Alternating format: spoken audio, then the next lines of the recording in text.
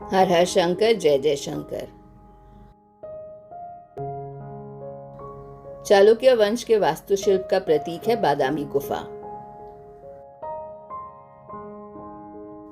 बादामी की प्रसिद्ध गुफाएं भारत की सबसे पुरानी गुफा में गिनी जाती हैं।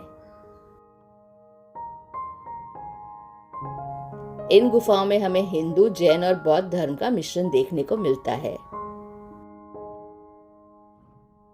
कर्नाटक राज्य के बागलकोट जिले में बादामी नाम के शहर में ये गुफाएं स्थित हैं। बादामी में जो 4 गुफाएं बनवाई गई थी, उन सभी को 6ठी शताब्दी के बाद ही बनवाया था। इस गुफा को भारत की सबसे पुरानी गुफा माना जाता है। बादामी की इन मशहूर गुफाओं के निर्माण का सारा श्रेय चालुक्य वंश को जाता है। पुरानी गुफाएं होने के बाद भी सभी गुफाएं आज भी अच्छी हालत में हैं।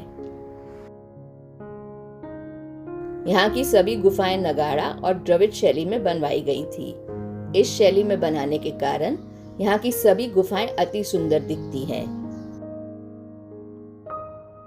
प्राचीन समय में बादामी को वातापी बादामी नाम से बुलाया जाता था और उस वक्त बादामी चालुक्य वंश की 6ठी शताब्दी और 8वीं शताब्दी के दौरान राजधानी भी हुआ करती थी।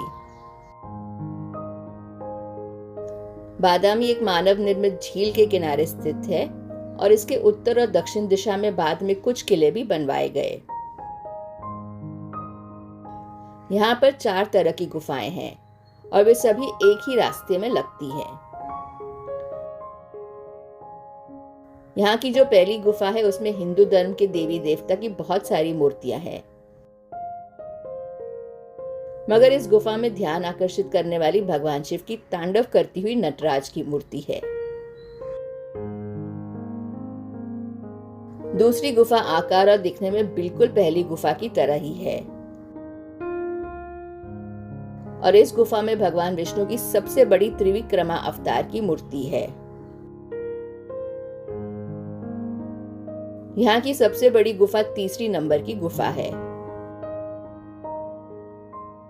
इस गुफा में भगवान विष्णु से जुड़ी कई सारी कहानियां हैं। इस गुफा की एक और खास बात यह है कि इस गुफा में बड़ी ही सुंदरता से नक्काशी का काम किया है। यहाँ की जो चौथी गुफा है, वो जैन धर्म के देवी देवताओं को समर्पित है। 2015 में यहाँ से केवल 500 मीटर की दूरी पर एक और गुफा खोजी गई। उस गुफा में लगभग 27 हिंदू देवी देवताओं की मूर्तियां मिली। पहाड़ी पर स्थित बादामी की सभी गुफाएं बादामी पत्थर से बनवाई गई थीं। इन चारों गुफाओं में प्रवेश करने के लिए एक बहुत बड़ा सा मंडप बनवाया है और इसे बनाने के लिए पत्थरों का इस्तेमाल किया गया था। इस मंडप से आगे जाने के बाद महामंडप आता है और सबसे आखिरी में एक छोटा सा मंदिर लगता है। इस बादामी गुफा को यूनेस्को की विश्व विरासत में भी शामिल किया गया और उसे मंदिर वास्तुकला का विकास एहोले बादामी पत्तदकल का नाम भी दिया गया।